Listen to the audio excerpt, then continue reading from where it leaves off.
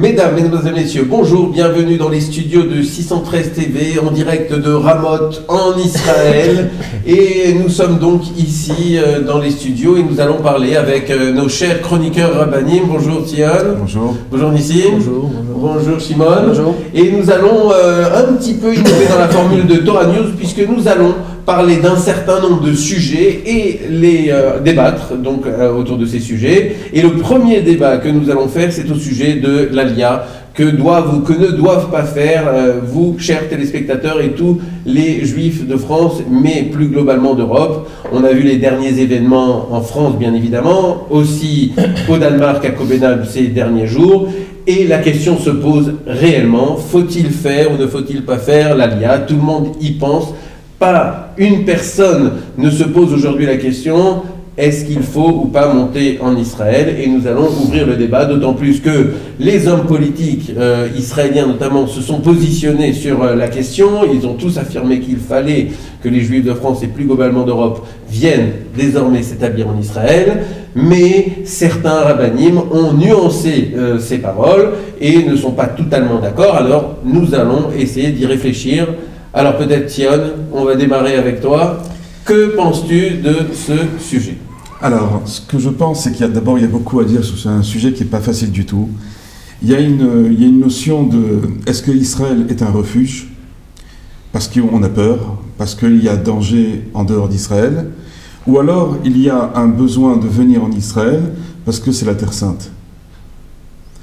Selon que l'on va aller selon la première direction ou la deuxième direction, on va dire que le statut va changer complètement. Si on dit c'est un refuge, je ne mentirai pas, vous serez d'accord avec moi je pense, qu'il y a aussi beaucoup de dangers ici en Israël. Il y a la guerre, il y a le terrorisme, n'importe où ça peut sauter. Donc si quelqu'un vient vraiment pour un refuge, je ne sais pas vraiment à quel point le refuge est de valeur. Donc en fait, ce que tu dis aujourd'hui, c'est avant de parler du problème de danger qui existe aujourd'hui en Europe et qui est bien réel, ça tout le monde le sait. Absolument. Il faut se positionner pour savoir si, de manière générale, est-ce qu'un juif doit vivre en Israël ou doit vivre en dehors des restes d'Israël. Donc si on dit que en tout cas c'est pour le refuge, il y a matière à débat, parce que le refuge n'est pas vraiment un super refuge. Quand il y a les missiles qui tombent ici, lorsqu'il y a les roquettes, lorsqu'il y a la guerre avec le Hezbollah, le Hamas, etc., je ne sais pas à quel point vraiment on est vraiment en sécurité. Oui. Il y a aussi deux façons de voir les choses, deux autres façons de voir les choses, c'est de manière générale et de manière pratique. Voilà. Privé, absolument. Parce que de manière générale, ce que disent les hommes politiques en disant tous les juifs du monde doivent venir en Israël, de manière générale, c'est très facile à dire. On peut dire venez tous, il n'y a pas de problème, il y a de la place pour tout le monde, le désert est grand, il y a de la place partout à Jérusalem ou ailleurs. Maintenant, au niveau particulier, au niveau privé, au niveau personnel, c'est une famille, c'est un travail, c'est une langue, l'hébreu. Ici, tout le monde parle hébreu, ou alors l'anglais, mais le français. De plus en plus, parce qu'il y a de plus en plus de français, mais bon, si on ne sait parler que le français, c'est pas facile de s'intégrer. Donc il y a différents points de choses qu'il faut. Il y aura beaucoup d'obstacles qui vont se positionner. Il y a deux choses que je suis pas. Je suis pas tellement d'accord. D'abord, je vais vous dire pourquoi.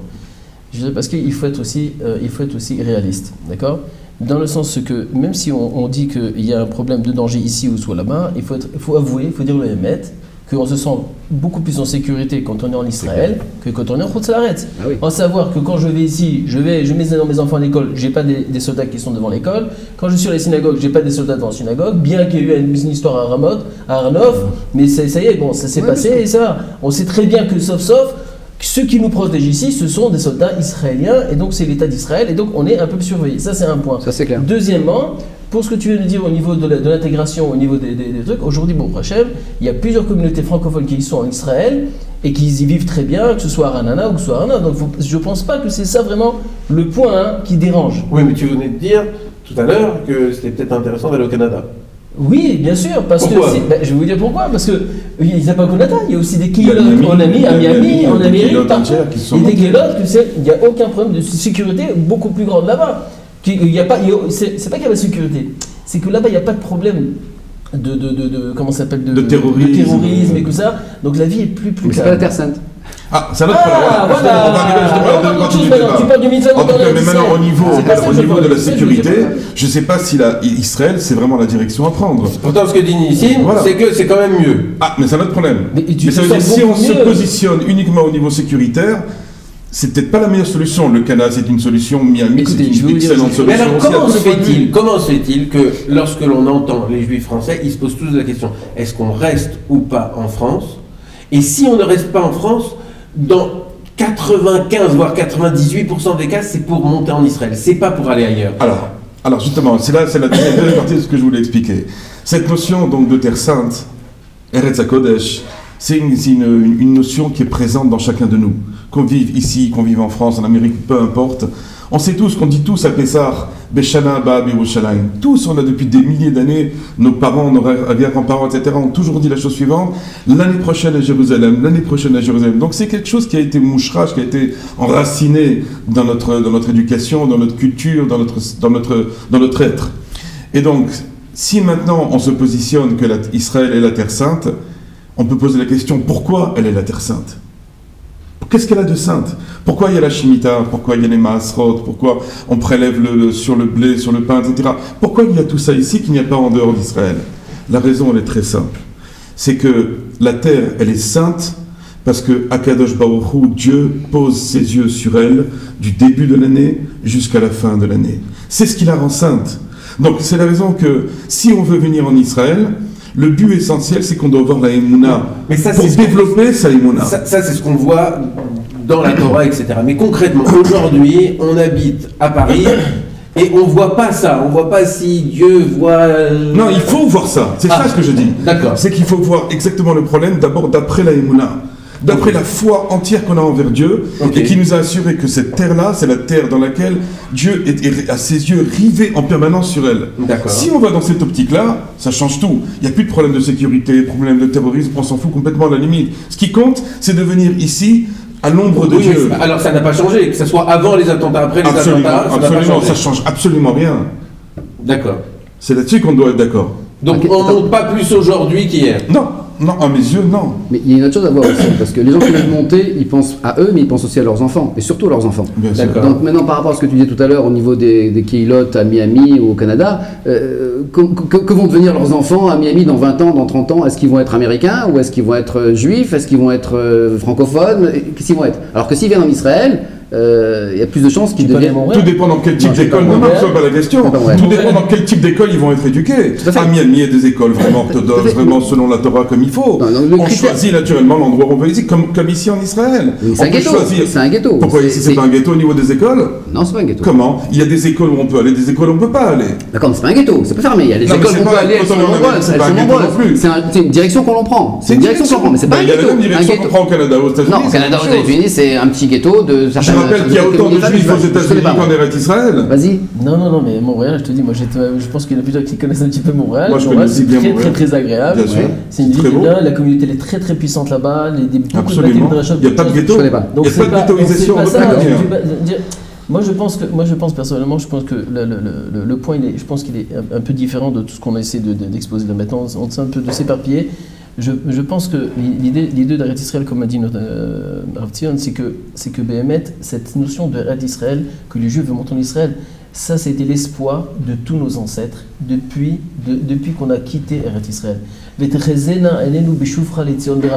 dit dans la Tfila. Donc c'est clair qu'on a une mitzvah, et ça c'est dans près de tous les poskim, le Shitat Ramban, tous les poskim aujourd'hui sont d'accord, partout, qu'on a une mitzvah de monter en Eretz Israël. Seulement, comme vous avez essayé un petit peu mentionné aussi, je vais vous rappeler, vous savez qu'il y a une tchouva qui est très, enfin, je ne sais pas si elle est assez connue, mais moi, j'ai eu le mérite de la connaître, qui est dans un prix très tchouva, hein, d'accord, dans le Shulchan Aruch, dans Ebenezer Siman Ainhe, là-bas. Bon, si vous voulez les références, je vous donnerai les références. Donc là-bas, ils ont posé la question au Pitri Tchouva. Est-ce qu'on a l'obligation de monter en Eretz Israël? Alors après, je lui dis, mais c'est quoi le problème? Il dit non, parce qu'on nous a dit que s'il y a un danger pour les enfants de monter pendant le chemin qu'on doit monter en Eretz Israël, c'était à l'époque, alors est-ce que le Beddin nous empêche de monter en Israël à cause qu'il y a un problème de danger au niveau il peut y avoir pendant le chemin des problèmes, etc. Alors le Pitrouche dit non, si c'est un problème de danger, je ne vois pas qu'il y ait plus de danger que des enfants, plus que les personnes âgées. Donc c'est clair que pour monter en Israël, on a la mitzvah de monter en Eretz Israël. Le seul problème, il y a une condition. Si en montant en Eretz Israël, il y aura un problème de Parnassa, et du fait qu'il y a un problème de Parnassa, les enfants ne pourront pas supporter comment ça s'appelle, cette pauvreté, et ils vont descendre en Tarboutra, c'est-à-dire qu'ils vont quitter la Torah et les mitzvot.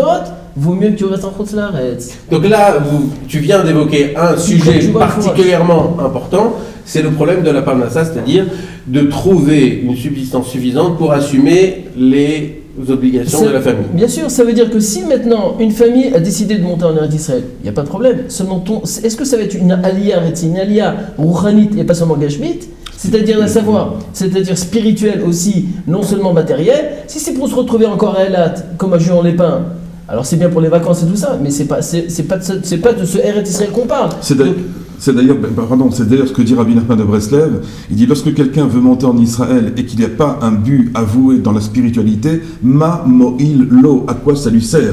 Donc là, vous parlez de deux choses différentes. Il y a la lien spirituelle. Voilà. C'est par rapport à l'aspect parnassa qui risque d'entraîner un manque de spiritualité. Problème de spiritualité. Et toi, tu parles directement du problème de la spiritualité. Absolument. Voilà. Donc mais ça ne veut pas dire qu'il ne faut pas monter.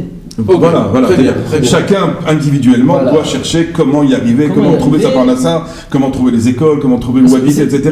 Ça n'empêche pas. Mais de dire que tout le monde doit venir d'un coup, etc. D'abord, je ne sais pas si l'État d'Israël est capable d'absorber maintenant. Ils ont bien été capables d'absorber 1 million de Russes. On ne peut pas comparer les Russes et les Européens. Ça n'a rien à voir, c'est pas du tout la même mentalité, ils sont habitués à la dure là-bas. Moi je vais très souvent en Ukraine et en Russie, je sais comment ils sont habitués à la dure, ça ne les dérange pas de venir ici. Mais des Européens, des Français qui sont habitués à être bien choyés, etc., ils vont beaucoup souffrir s'ils viennent ici, ils ne sont pas préparés à la chose. Or l'État d'Israël n'est pas prêt à les accueillir tel qu'il le faut aujourd'hui. En tout cas, moi j'avais entendu comme ça un enseignement qui disait que le Gaon de Vilna avait commencé son chemin vers l'Alia, et lorsqu'il avait commencé son chemin vers l'Alia, il avait rebroussé chemin. Et une des raisons pour laquelle il avait rebroussé chemin, selon certaines personnes qui l'ont ensuite interrogé, c'est parce que dans le chemin qui le menait vers Eretz Israël, il devait prendre le bateau. Et quand il devait prendre le bateau, à cette époque, dans les bateaux, il n'y avait pas la possibilité de consommer du pain, et il devait passer Shabbat dans le bateau. Et comme il ne pouvait pas faire les 3 séoudotes de Shabbat dans le bateau, et donc ça aurait occasionné un problème rouhani, c'est-à-dire un problème spirituel, même ponctuel, dans son chemin vers Eretz Israël, alors il a renoncé. C'est-à-dire qu'en fait, selon cet enseignement-là, dès lors qu'il y a ne serait-ce qu'une chute, ne serait-ce que ponctuelle sur le plan spirituel, il ne faut pas monter en Eretz Israël. Il avait donné une autre raison aussi. Oui. Il avait dit simplement, c'est parce que la terre, elle est tellement sainte. J'ai peur que si je vais venir en Israël, je vais être pogem, je vais abîmer la gdusha, la sainteté de la terre d'Israël. Donc ça veut dire que le fait de venir en Israël, c'est bien pour une raison rouhanite, spirituelle. Il faut oublier aussi que des fois, ça peut être le sens contraire. C'est-à-dire que des fois on reste en Chutz-Laaretz, des fois on peut très bien dégringoler et descendre, et il vaut mieux être en Israël. Comme il y en a par exemple sur l'université, ils sont à la fac et tout ça, des fois tu peux avoir des mariages mixtes et tout ça, alors qu'en Israël d'Israël, au moins ils sont avec des juifs. Donc je pense que chaque cas doit se faire intelligemment et demander aux rabbins sur place. Finalement, je crois que c'est ça la conclusion qu'on pourrait donner à nos téléspectateurs. Bien évidemment, on pourrait parler des heures de ce sujet, mais l'idée c'est que c'est vrai qu'il y a des événements qui font peur, il y a des événements qui poussent à ce qu'on ait des réactions qui soient peut-être soudaines, mais je pense qu'il faut chacun peser le pour et le contre, demander des conseils, et surtout s'il y a décision d'Aliyah, il faut la préparer pendant plusieurs mois, peut-être 1 ou 2 années avant de réaliser l'Aliyah. Pour continuer sur ce que tu dis, moi ce que je propose, ce que je conseille, c'est d'une part c'est d'apprendre l'hébreu. C'est une chose absolument indispensable, c'est ça servira dans le futur, et de réfléchir aux enfants. Parce que c'est difficile à 40 ans ou à 45 ans ou à 50 ans de faire son aliyah, de changer complètement de milieu. Mais pour les enfants qui ont 15, 17, 18 ans, faire des études en Israël ou aller à Yeshiva en Israël ou réfléchir à quelque chose pour petit à petit envoyer ses enfants et après, quand vous êtes à la retraite, vous le rejoignez. Maintenant, simplement au niveau sécuritaire, est-ce qu'on doit conseiller aux Juifs d'Europe de partir aux États-Unis, de partir au Canada s'ils ne veulent pas venir en Israël parce qu'ils n'ont pas de but spirituel? Je tendrais à dire oui. Parce qu'effectivement, le danger est très présent en Europe aujourd'hui. Il y a des cieux plus cléments ailleurs dans le monde que l'Europe. Écoutez, moi je pense qu'aujourd'hui, écoute, il y a quand même 500 000 juifs en France, et donc une bonne partie, d'abord, une partie est religieuse, une partie est moins religieuse, une partie est moitié-moitié, enfin il y a une grande tendance, et les communautés là-bas, ils font un grand travail. Les rabbinim là-bas, qui sont sur place, ils font un très très très grand travail, et ils arrivent à ramener de plus en plus. Moi, je vois comme les communautés ils grandissent de plus en plus, et des gens qui sont plus, c'est-à-dire penchés vers la Torah, les mitzvot, grâce à ces communautés qui se sont créées là-bas. Si aujourd'hui, les personnes qui sont concernées, qui connaissent cette Torah, ils quittent la France, alors qu'est-ce qui va se passer avec tous les autres ? Comment on va faire pour les ramener ? En tout cas, ce qui est sûr, c'est que l'antisémitisme a eu du bon, c'est que ça a réveillé énormément de juifs. Ben, donc même dans cette situation qui est vraiment dramatique et qui fait très peur, malgré tout, on voit des choses qui sont très positives. Les gens se sont rapprochés d'Hachem, rapprochés de la Torah, ont mis leurs enfants en école juive, etc. En tout cas, il y a du bien dans tout ça. Il y a eu l'inverse. Il y a eu l'inverse. Il y a eu des gens qui, parce qu'il y avait des risques dans les écoles juives, ils ont quitté les écoles juives, ils les ont réinscrits dans les écoles laïques. Mais d'un autre côté, il y a une chose qui c'est très bien, un grand kiddush Hashem qui s'est fait là-bas, et qu'au niveau des soldats, les soldats d'abord il y a eu une Knesset Sefer Torah là-bas, les soldats ont commencé à danser avec les Sefer Torah. En plus de ça, ils ont commencé à dire, c'est la première fois qu'on voit qu'est-ce que c'est des mamans juives. Alors qu'ils sont là, ils disent, et là, ils se battent avec leur commandant, leur chef. Si on doit on préfère ici, en France, surveiller notre pays que nous envoyer au fin fond des... En tout cas, c'est très important aussi, nous, les Juifs, qui sont en rapport avec ces forces de l'ordre, avec ces soldats, de faire un Kiddush Hashem permanent, voilà. De bien se comporter dans tous les domaines et à tous les moments. Alors je voudrais juste donner peut-être le mot de la fin. Bien sûr. Je voudrais rappeler à tous nos téléspectateurs que je suis Rav à Pisgat Zev. On a une très belle communauté francophone. Si des gens veulent se diriger vers Jérusalem, faire leur alia, je pense être l'adresse, s'ils veulent venir vers nous en tout cas, les aider à s'acclimater. Le 00 972 544 533 869. Je rappelle donc la communauté de Pisgat Zev à Jérusalem. Moi et mon épouse, on est tout à fait prêts à recevoir toutes les familles qui voudront faire leur alia, à les aider à s'acclimater, à s'intégrer. Il y a une merveilleuse communauté pour les accueillir. Venez, je peux vous dire, venez. Si vous êtes dans un but spirituel, alors venez. Ok, très bien. Nous allons faire une première pause musicale et ensuite on parle des sorcières dans un instant.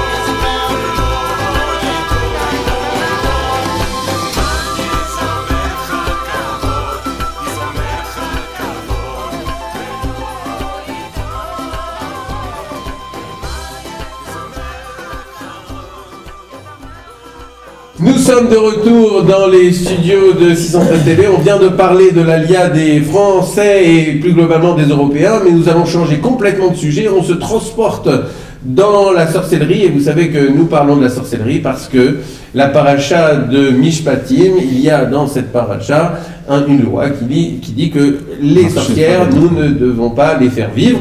Et puis, le 22 février 1680, en place de Grève, c'est-à-dire sur le lieu où se trouve actuellement l'hôtel de ville à Paris, il y a eu une sorcière qui a été brûlée vive. Il y a quelques centaines d'années avant, c'était le Talmud qui avait été brûlé donc sur cette même place. Alors nous, par rapport à la sorcellerie, comment on se situe? Il y a ce commandement de la Torah, il y a cet événement qui s'est passé à Paris. C'est suffisant pour qu'on puisse en parler dans ce studio. Alors, Shimon, est-ce que tu pourrais nous dire quelques mots sur ce que tu penses de ce sujet? Oui, il y a déjà la sorcellerie, on voit dans le fromage. On voit quand Moshe Rabbeinu va Pharaon, il lance son bâton qui se transforme en serpent et Pharaon rigole parce que tous les enfants d'Égypte savent faire exactement la même chose. Donc la sorcellerie, elle existe, elle est là, c'est un fait. C'est pas une affabulation, c'est pas des choses qui n'existent pas, ça existe. Ça existe? Il faut croire que oui, puisque la Torah en parle avec tellement de virulence et de véhémence là-dedans et qu'on est confronté à un problème. Alors pourquoi, justement, elle en parle avec tant de virulence? Alors voilà, justement, voilà. Donc il faut poser la question, quel est le problème? Le problème, il est comme ça, c'est que Dieu a créé, au moment de la création du monde, il y avait d'abord cette notion de Kedusha, de sainteté. La notion de Kedusha indique le un, l'unité. Maintenant, quand, après Dieu a créé le monde, il a créé la notion du deux, de la dualité. Cette dualité, par quoi elle s'exprime? Par la notion de pureté et d'impureté, de Touma et Tahara. Donc tout ce qu'il y est dans le domaine de la pureté, Dieu nous engage et nous pousse à la limite pour y aller. Et par contre, tout ce qui est le domaine de la Touma, de l'impureté, Akadosh Baruch Hu dans la Torah nous le répète dans tous les sens possibles et imaginables, de ne jamais s'engager en la matière. Mais il y a d'autres sources de Touma que... Alors en l'occurrence, la grande source de Touma, d'impureté, de négation de l'existence d'Akadosh Baruch Hu, c'est la magie noire, le spiritisme, les incantations du divinatoire, etc. Parce qu'automatiquement, on met en exergue cette notion de force qu'a l'impureté, en dualité avec celle de la pureté qui est censée venir d'Akadosh Baruch Hu. Mais c'est pour les gens qui ne connaissent pas la notion de Kedusha, d'unité, d'unicité de Dieu, qui est au-delà, justement, de cette notion de pureté et d'impureté. Oui, mais en vérité, c'est comme si on mettait en affront à Kadosh Baruch Hu. Ça veut dire que quand tu viens, tout le issour, tout l'interdit de faire en sorte de donner la vie à cette notion de sorcière, etc., c'est comme si que maintenant, il y a comme un chitouf, c'est-à-dire qu'il n'y a pas seulement Kadosh Baruch Hu, il y a aussi autre chose. Voilà. Et là, ça pose un problème. Donc, et on se tourne vers cette autre chose, on donne de l'importance à quelque chose qui ne doit pas en avoir. Alors, même si elle a une force. Même si elle a une force. Parce que la Torah reconnaît la force de la magie noire. Maintenant, il y a une grande chose qu'il faut aussi déterminer. Est-ce qu'aujourd'hui, cette magie noire existe encore? Alors, avant de dire si elle existe, on peut dire une chose, c'est que Akadosh Baruch Hu, il a créé des règles dans le monde, des règles de la nature, etc., qu'il a fixées. Les magiciens, les sorciers, ils vont au-delà des règles qu'a fixées Akadosh Baruch Hu, et donc en fait ils enfreignent une règle. Ça va au-delà même de celui qui ne respecte pas les mitzvot, qui est un rachat. C'est-à-dire que le rachat, il applique ou pas les mitzvot que Kadosh Baruch Hu lui a donné. Mais le sorcier, il va au-delà des règles du jeu, comme s'il sortait du jeu. Oui, mais je vais essayer de donner un peu l'image à l'histoire. C'est que de la même façon que nous avons le libre arbitre, d'accord, dans la vie courante de tous les jours, c'est-à-dire qu'on se sert de la force de la vie que Kadosh Baruch Hu nous donne, d'accord, au lieu qu'on s'en sert de façon normale comme Hachem il attend de nous, des fois on se sert contre Dieu, c'est-à-dire contre sa volonté. Donc ça, c'est dans la dimension terrestre, c'est-à-dire dans l'action de tous les jours. Mais il y a aussi dans cette notion de Kedusha, comme vient de dire, qu'il y a cette notion de Kochot, de Kadosh Baruch Hu envoie, donne la possibilité de changer la matière, etc. Et il y a une déviation de personnes qui sont impures, qui ne sont pas dans le derrière de la Torah, dans la mitzvot et tout, et qui se servent de toutes ces forces-là, qui comme si qu'ils arrivent à être dans cette dimension et dévier la volonté d'Hachem. Dans ces corps. Je vais ajouter quelque chose. Au niveau de la Gemara, c'est marqué que. Moi, je ne me rappelle plus du nom, je crois que c'est Rav Zera. Oui, c'est quoi dans Brachot d'Avzaïm? Non, c'est pas ça, c'est un autre. C'est à la fin. Il marchait, une sorcière voulait lui envoyer un sort. Une sorcière lui envoyait un sort, et elle voulait pour cela prendre la terre qui était sous les pieds du Rav. D'accord? Et le Rav lui a dit vas-y, prends la terre, fais ce que tu veux. Ouais, non, c'est là-bas, c'est par contre, ok, d'accord. Okay. Donc, il dit, de toute façon, moi je pense à Akadosh Baruch Hu, il a Emouna, donc tu peux faire ce que tu veux, Akadosh Baruch Hu fera ce qu'il voudra. Donc, c'est-à-dire que, malgré tout ce qu'on dit par rapport à la sorcellerie, qu'il y a un pouvoir, que exactement ça existe, etc. Mais si on se met directement au niveau de Akadosh Baruch Hu, au niveau de la Emouna, de la foi complète et entière envers Akadosh Baruch Hu, cette sorcellerie, elle est complètement annihilée, elle est nulle. D'accord. Et c'est marqué dans la Gemara, c'est clairement exprimé dans la Gemara. Puisque ça doit pas nous impressionner. Exactement, tu peux prendre la poudre, la poussière sous mes pieds pour faire ce que tu veux, tu pourras faire ce que tu veux. De toute façon, c'est Akadosh Baruch Hu qui décidera si tu y arrives ou tu n'y arriveras pas. Pourquoi la sorcière, il ne faut pas la faire vivre, comme le dit le verset? Non, parce que tout le monde n'est pas au niveau de ce rave. D'accord. Clairement. Non, mais attention, le sujet de faire tuer une sorcière, c'était à l'époque où il y avait le Sanhedrin. Il faut bien comprendre que la peine de mort aujourd'hui ne peut pas être appliquée, c'est absolument impossible. Je comprends. À partir du moment où le Sanhedrin a été dissous, le Beth Amikdash a été brûlé, on n'a plus le droit de tuer personne, même si quelqu'un est soupçonné d'avoir fait la pire d'Avera dans le domaine de la magie noire ou des incantations divinatoires ou fait une séance de spiritisme maintenant, en aucune manière cette personne-là ne peut être condamnée à mort par la Torah, en aucune manière. Bien évidemment. Bien d'accord là-dessus. Bien évidemment. Mais alors qu'en 1680 sur le place de Grève, ils ont tué une sorcière alors qu'on n'a pas le droit de tuer quelqu'un pour une telle raison. Alors nous, est-ce qu'on peut dire que nous, on doit en fait travailler sur les notions que se représente et sur en fait l'idéologie que représente la sorcellerie pour tuer cette idéologie? Non, on doit faire comme il a dit Rav Shimon, travailler sur les Mouna. Alors oui, alors... Pourquoi est-ce qu'on utilise la magie? Parce qu'on n'a pas tellement de foi en Dieu, donc c'est difficile d'exprimer sa foi par le biais de la prière, par le biais des mitzvot. Alors on se tourne sur des techniques pratiques. Tu voulais dire, est-ce que concrètement ça existe aujourd'hui? Alors est-ce qu'aujourd'hui ça existe? Alors moi, d'après toutes mes connaissances en la matière, il n'y a plus de magie noire, il n'y a plus de vaudou et plus rien. Aujourd'hui, ce qu'il y a, c'est un semblant, ce sont des illusions. Ça oui, ça existe, mais au niveau du véritable vaudou ou de la magie noire ou des incantations, je peux pratiquement affirmer aujourd'hui qu'il n'y a plus de force. La force est complètement, de la même manière que la prophétie a complètement diminué, il n'y a pratiquement plus de prophétie ni de Ruach HaKodesh aujourd'hui. Il y a aussi d'un autre côté Zéléo Matzé Asal Elohim. Selon l'un, selon l'autre, puisqu'il n'y a plus maintenant de prophétie, il n'y a plus non plus de magie noire. Ça va ensemble. Alors tout ce qui est marabout, voyance, etc. Tout ça c'est du sheker, c'est du mensonge total. Il y en a plein qui utilisent ça pour faire naturellement de gros sous, mais c'est entièrement faux, il ne reste plus rien.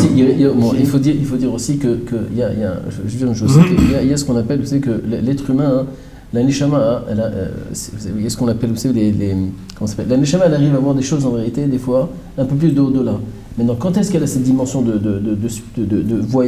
voir beaucoup plus loin, et comme quand on parle qu'il y avait le Chazon Ish, comme même le Rav Schneerson et tout ça, non, même Rav Schneerson, quand il voit une personne, quand on parle, on dit aussi qu'un peu Rabbi David Abuchatzira, il a quelque chose aujourd'hui. En tout cas, il y a cette notion qui existe aussi chez les Gdolé Israël, chez les Gdolim, qui sont dans un niveau de Torah assez exceptionnel, et que quand plus une personne elle arrive à protéger, à surveiller les 5 sens, dans le sens les yeux se protéger de voir des choses qui sont interdites, de manger cachère, etc., plus il se purifie, plus il a une possibilité de voir des choses beaucoup plus profondes et beaucoup plus loin que d'autres. C'est exactement ce que dit le Zohar justement dans la parasha de Mishpatim, où l'amta shapirta deled be'ainin. Le monde il est plus beau lorsqu'il n'a pas Dieu. Ça veut dire lorsqu'on ne regarde pas, on baisse ses yeux au monde, automatiquement l'homme il grandit, le monde devient plus beau et automatiquement on a des perceptions pour savoir les choses si elles sont dans le chemin de Dieu ou pas dans le chemin de Dieu. Les perceptions dans la pureté, il y a des perceptions. Voilà, des perceptions il y en a. Ça oui, mais les Gdolim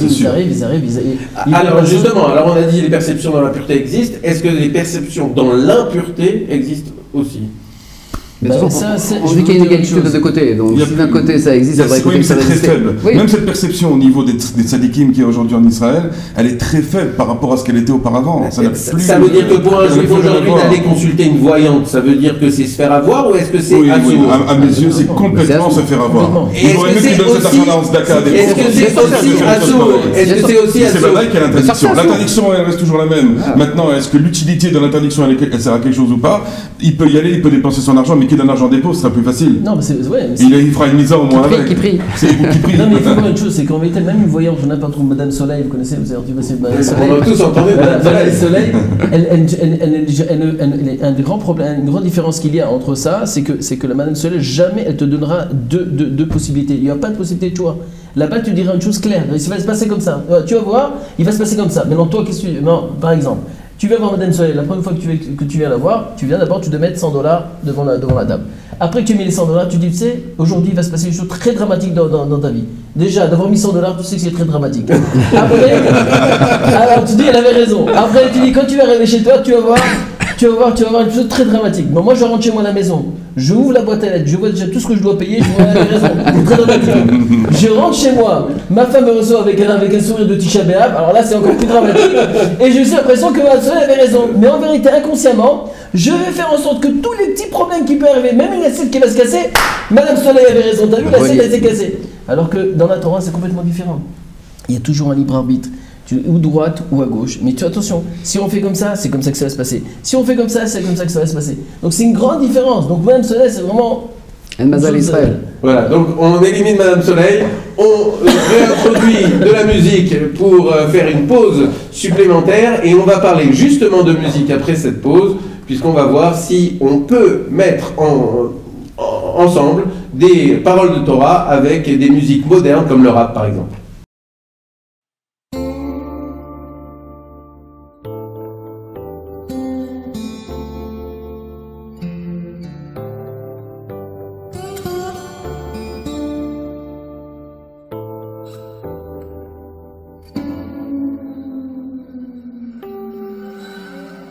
Au commencement, Dieu créa le ciel, la terre, de l'ombre à la lumière éternelle, propriétaire, la patrie du lait, du miel, est promise à mes pères, de l'Égypte à l'Euphrate, du Jourdain à la mer, étranger, en terre étrangère, exilé, 48, 67, 73, je récupère ce que personne ne veut, des ruines, un désert, je restaure, rebâtis et injecte l'atmosphère, des rois, des sages, des macabées, forts et fiers, courage à revendre car c'est nos vies qui coûtent cher, c'est pour nos fils, nos filles, la bienveillance de nos mères, savoir-faire millénaire de l'entrée au dessert, et si ça parle, toutes les langues de l'univers, start-up, nation, à la vitesse de la lumière sur des nuages, en première classe ou en charter, bienvenue à la maison, c'est le retour sur notre terre.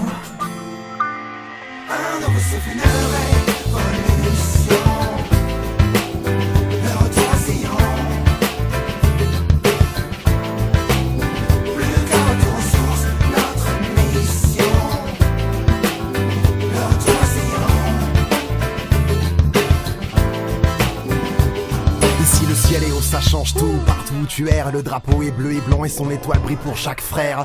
Les gens sourient, même s'ils sont en guerre. Le monde est si obscur qu'ici chaque visage est clair. Chez nous les âmes sont complémentaires. Magique, la ronde, mon peuple est circulaire. Authentique aujourd'hui, comme nous l'étions hier. Nous voilà enfin libres d'exalter nos prières. S'épanouir ici, c'est être solidaire. C'est sûrement pas pour faire que l'on en devient militaire. Le pont est étroit, mais nos vertus sont millénaires. De personne nous n'avons peur, le Tout-Puissant est notre Père. Jadis j'avais l'exil pour me parfaire. Le feu vert est donné par le divin propriétaire. L'an prochain Jérusalem sera le centre de l'univers. Bienvenue à la maison. Bienvenue à la maison. C'est le retour.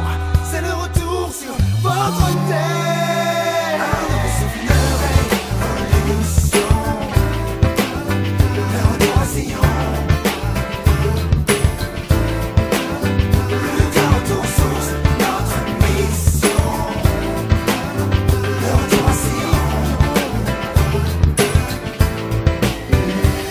Les temps changent et le rythme s'accélère. We want Mashiach pour un exil éphémère. À l'humeur de réverbère, attaché solidement à la lanière des phylactères. J'ai l'âme d'un monde à part entière, sans se poser de questions sur ce pourquoi j'ai tant souffert. Cette fois c'est clair, tout le meilleur reste à faire. Agrandir notre maison pour tous les peuples de la terre.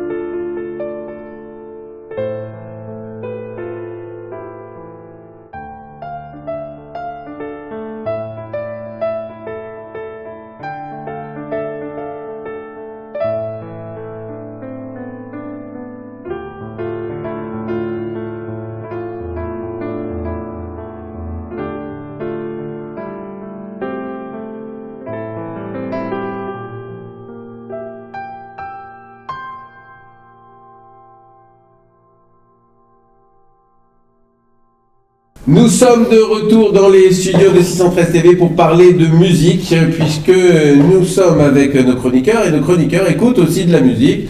Et dans la musique que l'on entend dans les postes de radio, nous avons des paroles de Torah, parfois des psukim directement de la Torah, et des musiques qui sont en fait des musiques que l'on a appris à nos amis les non-juifs. Et on lit la musique goy avec les paroles de Torah. Est-ce que ça, c'est compatible? C'est le sujet dont nous allons parler maintenant. Alors, Tian? Alors, ce qu'on peut dire, c'est d'abord, je suis musicien, donc je suis très sensible à cette question-là. Je connais très bien le problème. Ce qu'il faut d'abord arriver à déterminer, c'est que la musique provoque quelque chose chez l'être humain. Il y a une sensibilité. Il y a une sensibilité, il y a un sentiment, il y a une forme d'élévation ou de rabaissement selon le style de musique qu'on va écouter, selon la personne qui chante dans le cadre du disque, etc. Et comment moi je vais réagir par rapport à cette musique. Il faut savoir que l'industrie de la musique aujourd'hui est basée essentiellement sur l'impureté. Les discothèques, tout le monde goy qui gravite autour de tout ça, il y a une immense impureté qui gravite dans le domaine de la musique. Oui, mais nous, à la base, par exemple, on a vu que dans l'histoire biblique, on a vu avec Sérar, qui était la petite fille de Yaakov, qu'elle a eu une bracha de longévité de plusieurs centaines d'années parce qu'elle a révélé en fait que Yosef vivait encore à son grand-père à travers la musique. Donc ça veut dire que ça dépend quelle musique. Ça veut dire si Yaakov avait entendu une musique qui n'était pas adaptée au roi HaKodesh, à l'Esprit Saint, cette musique, elle aurait eu un effet dévastateur sur lui.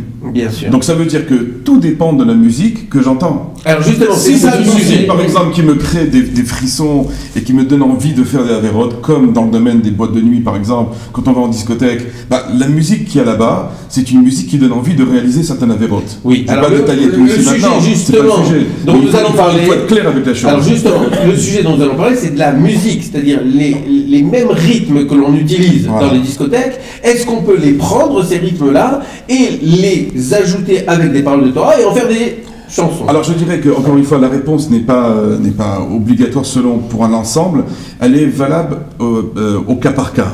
Selon le niveau spirituel de la personne, si par exemple quelqu'un a besoin d'entendre du rap, par exemple, avec des paroles de Torah, et qu'au niveau spirituel où il se trouve maintenant, pour lui, ça va lui créer une élévation dans le domaine spirituel, alors je dis oui. Mais si par exemple, vous prenez un baroui, prenez mon fils, voilà, des enfants qui ont grandi tout le temps dans le domaine de la Kedusha, de la sainteté, etc., vous leur mettez ce genre de musique, ils ne vont pas comprendre qu'est-ce que vous leur voulez.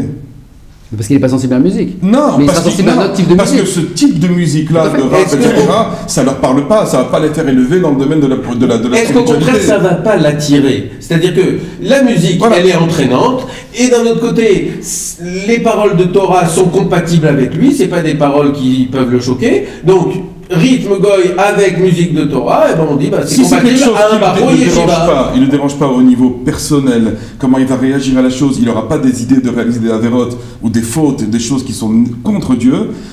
Je dirais pourquoi pas, mais tout dépend de la d'accord. Est-ce que le roi David, il se retourne pas dans la tombe quand on utilise ces versets de Tehillim et on en fait du rap? Alors d'abord, je pense qu'il y a plusieurs détails il faut détailler un petit peu l'histoire. On parle maintenant de musique, on parle maintenant de paroles, joindre à ces musiques-là, et on parle des personnes qui ont détourné ces musiques-là, ou alors qu'ils ont eux-mêmes chantent toutes ces chansons-là, d'accord? Et donc ça fait une certaine impureté. Alors, quand on parle maintenant des musiques, il faut savoir, il y a deux choses. Nous savons que la source de toutes les musiques au monde, ils viennent déjà des Lévi'im de l'époque, qui étaient au Beth Amikdash. Donc toute la source là-bas, que ce soit avec des musiques de l'époque, on voit même des chants dans la tfila, que ce soit séfarade ou ashkénaze, ou que ce sont servis même de musique de Napoléon, etc., déjà de l'époque. Donc il y a une certaine source déjà à la base qui vient de la pureté. Maintenant, c'est que cette musique après a été déviée, qui a été changée un petit peu à travers le temps, suite à des personnes qui sont impures déjà à la base, qui ont pris qui ont réussi à sortir cette musique et ils l'ont déformée un petit peu et ont mis comment ça s'appelle, des tendances d'impureté à l'intérieur qui font en sorte qui font faire ça donne une tendance à faire de la vérote, etc., comme on a dit. Mais peut-être que la base de chaque musique, elle vient de encore on peut changer complètement la vision. Oui. Parce que là, on parle de musiques non juives qui sont adaptées avec des paroles juives, d'accord? Et on dit que ça peut pousser les juifs à faire des avérotes. Maintenant, si on fait le contraire, si on prend justement cette musique non juive, on met avec des paroles juives, et donc ça ressemble à... C'est dans le vent, quoi. Attends, une seconde. Et donc, les personnes qui sont loin, qui sont éloignées, qui n'écoutaient que de la musique purement non juive, avec des paroles non juives qui sont vraiment rabaissantes, tout ce que vous voulez, bah, quand ils commencent à écouter ce genre de paroles et ce genre de son, pour eux, c'est très bien, c'est magnifique. Donc, c'est au cas par cas. Donc, c'est au cas par cas qu'on va Oui, c'est au cas par cas, mais moi, chacun doit ressentir. Oui, sauf que moi, je suis un chanteur, je suis musicien, et je me dis, voilà, est-ce que je peux utiliser du rap pour mon public, qui est un public juif ou pas? C'est selon ce que toi tu vas ressentir. Bah oui. Et c'est selon le message que tu veux faire passer à travers ta musique. Si tu penses que ta musique va permettre aux gens de s'élever vers Hachem, vas-y, fais-le même si c'est du rap. Si tu penses à travers ça que tu vas au contraire... Et donc je peux utiliser... Non, c'est même pas ça, c'est même pas ça. Si quand tu vas chanter devant ton public, tu vas maintenant t'enorgueillir. Même que tu chantes maintenant une musique qui est complètement cachère, avec des mots complètement cachères, l'orgueil qui est en toi, je sais même pas toi, mais disons l'orgueil qui est entre la personne dans le chanteur, va maintenant passer justement par des ondes, va arriver à ceux qui l'écoutent, et cette gave, cet orgueil va se transmettre chez eux. Et ça peut être très négatif. Et ça, il faut faire extrêmement attention à ça. Donc ça veut dire quoi? En d'autres termes, il faut faire attention à savoir qui est le chanteur.